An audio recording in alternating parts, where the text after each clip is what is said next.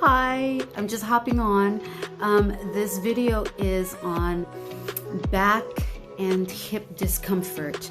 They're very closely related, mostly because of their functionality and just their anatomical positions. So sometimes we encounter some discomfort in either the back and or the hips, and like I said, they're closely related. Sometimes you think it's a back issue, but it might be a hip issue, and vice versa. So these are just really simple and easy, gentle stretches that I would recommend. Now, I'm coming from the fitness professional background. I'm a trainer, not a PT, not a physician. So if you really are having some pretty chronic back or hip issue, I'm going to recommend that you see a medical professional. However, if you've already done that and you have been cleared for exercise, or if you choose not to go that route, hopefully this little video will kind of give you some idea of what you can try to do. So you need a floor. It's a good place to start. Our first stretch is going to primarily help the back. And basically what I'm trying to get you to do is to get your back flat into the ground. A lot of times we have back issue because we've been sitting for long periods of time or standing for long periods of time, and the back starts to get a little cranky. So first thing you can do is lie down on your back, preferably not a mattress, because you want a solid base, a solid area. Okay, knees bent, because when our legs are straight, we have a tendency to overarch the back. Okay, so knees bent to start. And from this position here, you're going to press the small of your back into the floor. Okay, that right there. If you feel discomfort already by just pushing your back flat, you might have something going on a little bit more than what I can show you. But let's say you push your back flat and it feels fine. Next step, bring one knee in towards your chest. Grab underneath the knee, because if you put your hand on your knee, you could apply too much pressure to the knee. And right now, one sore body part at a time, okay? So bring your knee into your chest.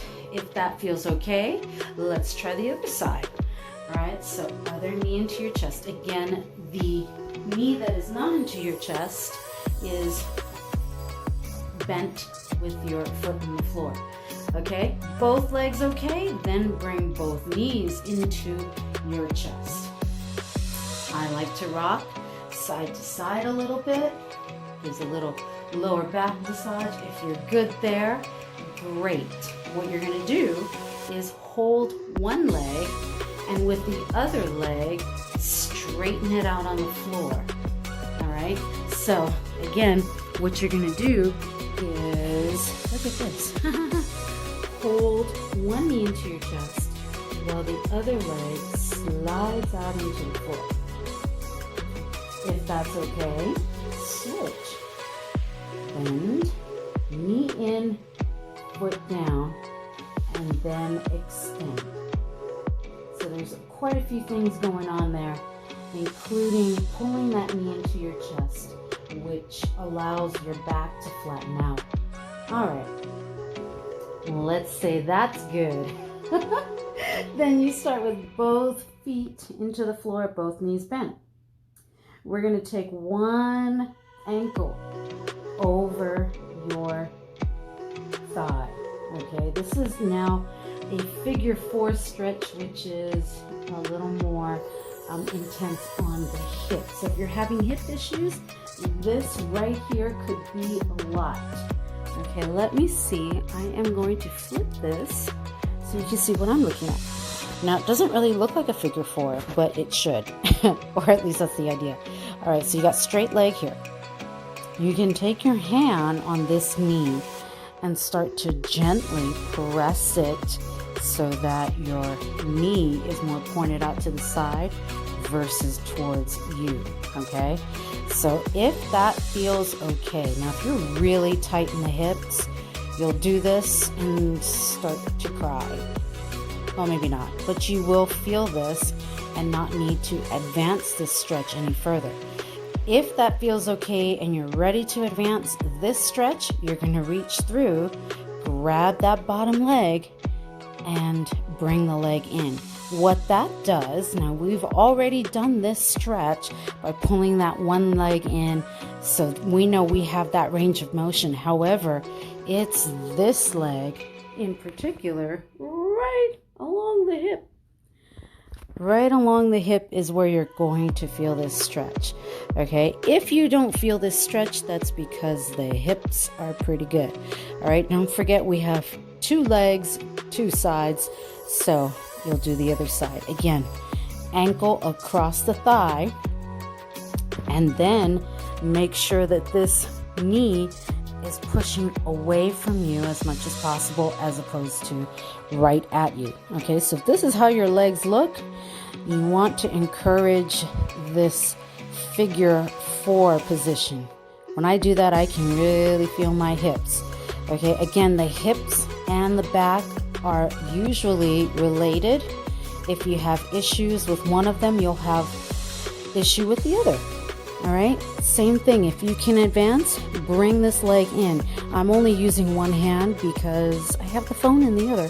However, you could take both hands, or even bringing your body up to the wall. But I will show you that on another video because that might be a little bit much if you are experiencing hip issue. Now, here is the third exercise, third stretch. One leg, cross all the way over your bottom, okay?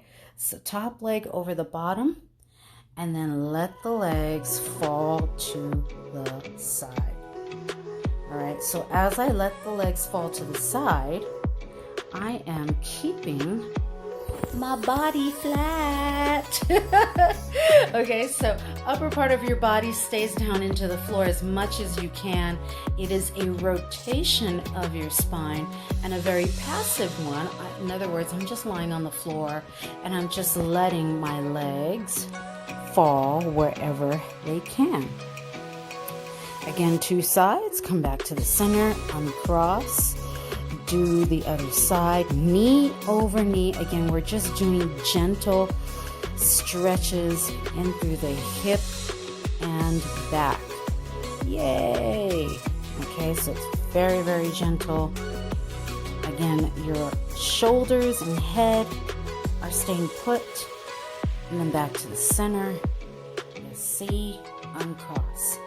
Okay, so 3 exercises. The first one was pulling your knees into your chest, and then that we just kind of pull the knees in one at a time first to make sure that it's okay, and then other leg, right? And the whole time trying to keep your back flat into the floor, both legs, all right? Try not to cross at the ankle. Sometimes you see that people like to cross their ankles. Try not to do that. That's just a habit that can give you more issues. So, both knees into your chest, and then one leg, foot to the floor, and then slide that leg out while keeping the other knee into your chest. Okay, so somewhere along the line, you may discover that you feel where your issues are lying. Okay, so you may feel like, oh, right there is tight, or something like that. But the idea is to try and get that leg straight out. Okay, so that is your first stretch. And then bend both knees. The second stretch is taking your ankle onto your thigh. Figure 4, pushing the knee away. If that's okay, then you can advance and bring the legs in towards your chest. And you will feel the stretch on the side of your hip and through your piriformis. Okay, don't forget you have 2 sides, so uncross. and then the other ankle onto your thigh, making sure the knee points away. You can see this side is not quite as flexible as the other side. And then when you can, if you're ready, reach with both hands underneath this leg, pulling it in. Again, the back goes flat, and you're feeling the stretch on the side of your kid. All right, that's number 2. Foot comes down, uncross. The third exercise or stretch is a twisted one. You're taking one knee all the way over the other, and then letting the legs fall towards the side. Now what happens if you go to the other side? So in other words, if I go this side, you might feel like, well, that's okay. That's not so bad. It's not wrong, but this is more effective. It's a greater range for this leg to come across the body than it is for the bottom leg to twist. Okay, so again, top leg over bottom, and it's this top leg that is continuing to cross over the side. So where is this hitting? It can be your hip. It could also start to go into your back. Now, I didn't say much about the upper body.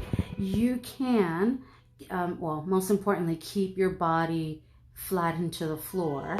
However, if you were to extend your arms straight out like this, both arms out, when you take that rotation, you might feel a little more stretch in through the shoulders and through the chest.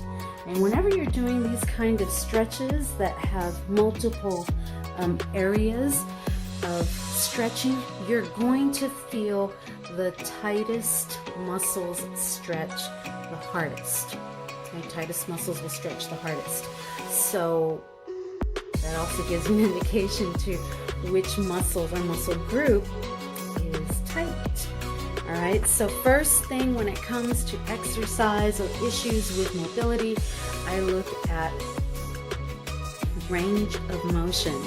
So doing all of that is not easy, and we know we need to start with range of motion. If you don't have range of motion, that's very good. Moving against resistance, which can be with weight or moving your body weight so many times. If you move against resistance with a body that doesn't have a great amount of range of motion, that can produce some discomfort in your body. So hopefully this helps you out a little bit. And on Friday morning, this Friday morning, Pacific Standard Time at 6:30, I do have a active recovery class. And usually what we do are small movements like this, gentle movements, reviewing range of motion. Okay, see you guys later.